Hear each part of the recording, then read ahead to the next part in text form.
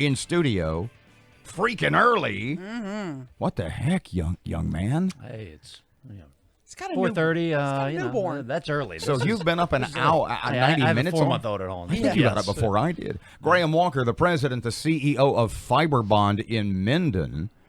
Why don't we just start at the beginning? An interesting, let's call it a shot across Louisiana's bow yesterday. You employ about 700 people at your Minden plant. Tell everybody about the quote-unquote email. I can't imagine that it was made public by accident, or was it? Fill me in. No, it was. So yeah, we employ 750 people, most in Louisiana. And, as we've been looking at, well, you have to go back a little bit. So we have totally changed what we built over the past 4 years. Very different product profile. Products bigger, heavier, wider, all these things. More cement. Actually, less cement, a lot more steel. But it's not uncommon for us to ship something that's 16 feet wide, 75 feet long, 150, 160,000 pounds. Very common. So, we've got a team of people that have seen this massive change in the business. And, the only way we've been able to do that is by communicating very well with them. And so as we focus on, what's challenging our business, we have to keep those folks in the loop. So, quite honestly, this was an internal communication only. Now we are going through a process with East Texas and with the state of Louisiana, but this is meant to keep our folks internally updated. What your email said was, due to a number of reasons, we got to be looking at an East Texas move. Correct. Explain to folks why you're considering this. Yeah, so we're at the back of an industrial park. I-20 is on our south side, but we can't access that. For us to get out of our facility with product, we hit Highway 80. We could go right in the past. Now we can't because of derated bridges.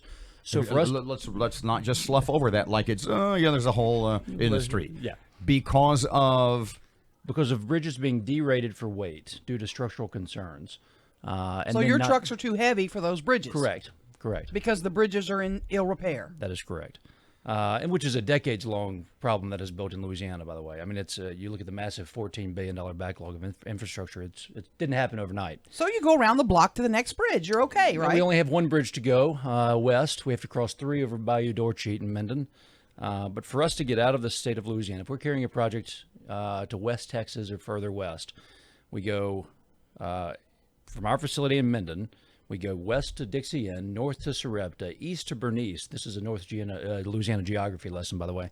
East to Bernice, south to Ruston, Jonesboro, Winfield, and then west to all the way back around. and then cross to Tenaha. That's correct. 247 miles. No, you're not taking a 247-mile detour. So no, we're not picking it. LADOT is. So basically, to go to Odessa, Texas, just theoretically from Minden, Louisiana, think about this in our heads now. Minden west to Odessa, you have to first go to Ruston? After I go north to Sarepta, another 20 miles north, and then south to Winfield, which is, Jonesboro is 20 miles south of Ruston. Winfield's another 30 south of Jonesboro. So. Okay, so why isn't the state fixing the bridges? Have you been screaming and hollering? We've been working for 3 years, but especially over this past year. And, so we're at a point where in July, I'll say first, our senator and from Minden, Ryan Gaddy, has been extremely helpful, very responsive. And someone that's been helping us along the way, and it's a major concern given given the employment in the area, obviously. But in July, we were told that with our product crossing only 3 bridges on one highway for the 2-mile stretch between Minden and Dixie Inn, the next time that those bridges were inspected, not a guarantee, but they're likely to have some issues with being derated. Well, at that point. We've got customers across the country that don't really care about Louisiana infrastructure issues. They want their product on time. They want it, on their site when they need it. So we have no way to get out. And with 750 people and the responsibilities that we all share for the future of the business, we can't be trapped behind 3 bridges that can be derated at any moment. We just simply have to have access. So that's really the only issue. I know the answer to this, but as a person, I would think about it. cheat? Why not just drive over them anyway? So most of our loads have Louisiana State Police escorts, so I don't really want to try to do that. Okay. I got you. I like my unincarcerated life too much, I guess. Sorry. And you could be endangering people, obviously. Yeah, I mean these are they're very heavy loads. That's why you have escorts. You have state police escorts to get out of Louisiana. Okay, are you just blowing smoke? Is this just No. a threat? Are you really? Have you looked at locations? Look, Have you yes. told your employees be prepared to move? So we have told employees that we are looking. And that's as far as we've gotten. We've had a first round of proposals from communities in East Texas. We would not be doing this if we weren't willing to move, and that's the last thing I want to do. I mean, a bit of kind of background. I mean, we're manufacturing with 750 jobs 10 miles from where my family settled in Louisiana 171 years ago.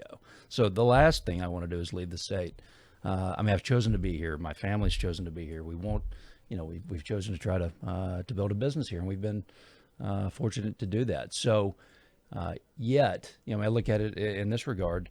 If this is how going forward, if this is the issue, a bridge issue, and that's going to keep 750 people employed by a local business, if the state's not willing to prioritize some very basic infrastructure around getting our product out of the state, 90% of it goes out of the state, by the way. What reasons have you gotten? We're having Sean Wilson, DOTD boss, in about 20 or 25 minutes. Yeah, it's a funding issue, right? I mean, that seems to be the issue statewide. Now, obviously, we just made a lot of progress in the last legislative session with $700 million of spending, but, no one wants a gas tax. No one wants, this, that, or the other, but I guess we're getting what we pay for right now. I'm not sure. That's a question for much higher. Graham Walker, the head cheese at Fibrebond. Okay, I've got to ask you this, because this breaks my heart.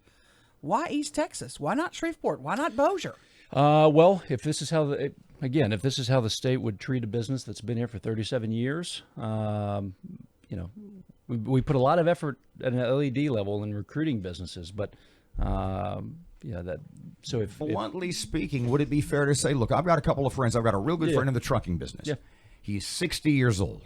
He says, if I were 40, I'd be across the state line before the end of the day. He says, I'm kind of playing out the string. Sure. He said, between the regulation foisted upon Louisiana businesses from Baton Rouge and the insurance costs, he says, as a trucker, he can go, he says, I could open a storefront in Wascom and save nearly 60% on my insurance costs tomorrow. Yeah. There's a lot to this. Absolutely. And, without a doubt, the equipment's easy to move. The facilities are easy to replicate. 750 people is very hard. I mean, a very talented group of folks. So that's that's the reason we don't want to move. The point I'm making is, we'd be close enough to the state line. Aside from the bridges being a huge reason. Yeah, sure.